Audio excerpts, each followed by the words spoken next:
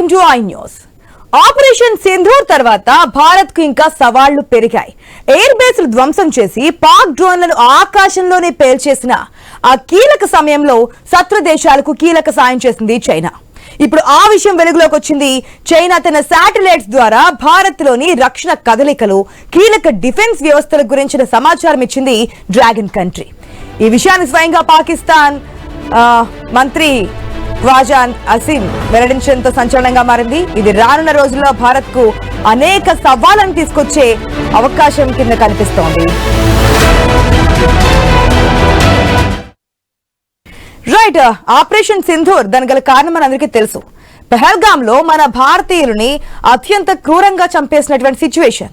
మతం అడిగి అవునా కాదా అని చెప్పి నిర్ధారించుకుని మన భర్తలని అంటే ఆడవాళ్ళని మగవాళ్ళని వేరు చేసి సరిచూసుకుని మరి పహల్గామ్ లో దాడి చేసినటువంటి సిచ్యువేషన్, 26 మందిని పొట్టన పెట్టుకున్నటువంటి దారుణమైన ఘటన మనం చూసాం.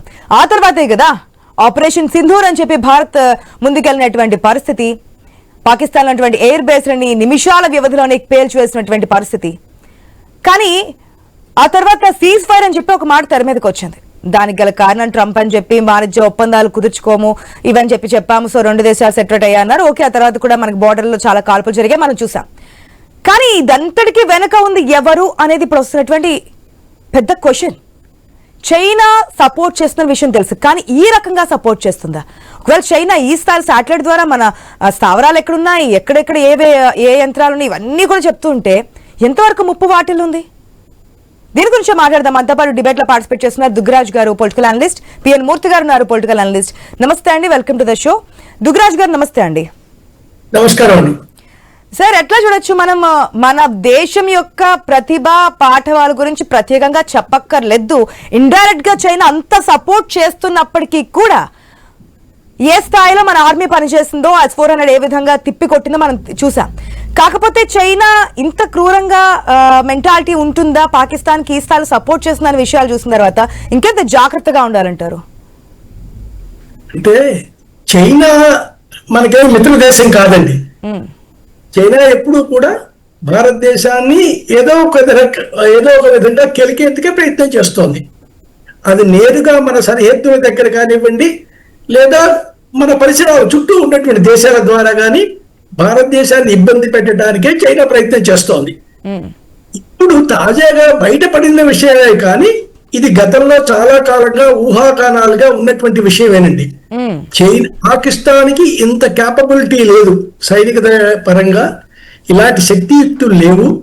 ఎవరో సహకరిస్తున్నందువల్లనే పాకిస్తాన్ స్పందించగలుగుతోంది.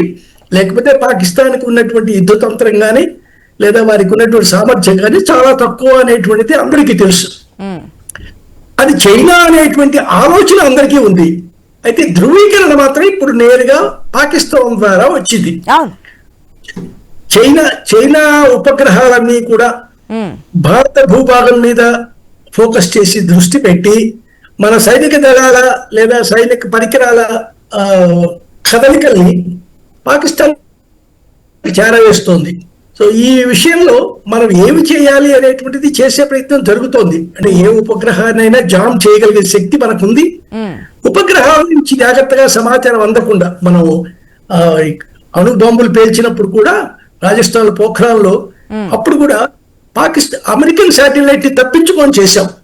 అయితే ఇప్పుడు శాటిలైట్ల సంఖ్య పెరిగాయి, ఎక్కువ సంఖ్యలో తిరుగుతున్నాయి, ప్రత్యేకంగా ఒక భాగం మీదే ఫోకస్ చేస్తూ పెడుతున్నారు. కాబట్టి తప్పించుకోవడం కష్టమే, కానీ ఏదైనా ఒక పరికరం ద్వారా వారి శాటిలైట్ ఇమేజెస్ అందకుండా జామ్ చేసేటువంటి ఆలోచన, దానికి తగ్గ ప్రయత్నం కూడా చేయక తప్పదు. ఇప్పుడు పాకిస్తాన్ ఎప్పటికైనా శత్రు దేశమే మనకి. చైనా కూడా అంతే. చైనా ఏమి మిత్రదేశం మాత్రం కాదు, పైకి ఎలా నటిస్తోంది, కానీ వారు అంతర్గతంగా చేస్తున్నటువంటిది మాత్రం